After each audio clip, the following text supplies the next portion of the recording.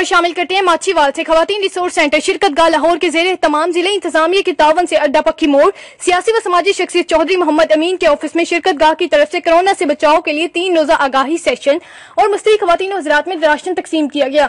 आगाही session से खिताब करते हुए एक्स MP शमेला असलम ने सफाई निस्फ ईमान है पर तफसीली और जामिया लेक्चर दिया। मास्क, समाजी फासला, गैर जरूरी घर से बाहर न जाने और हाथों को बार बार साबुन से धोने पर जोर दिया।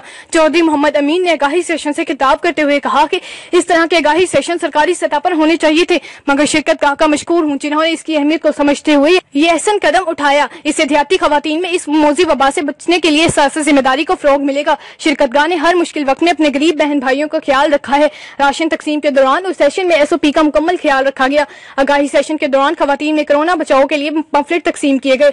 खवातीन शुरा ने शिरकत गाह की तरफ से किए गए इकदाम को सराहा और आखिर में मुस्तैद खवातीन और हज़रात में राशन तकसीम किया गया।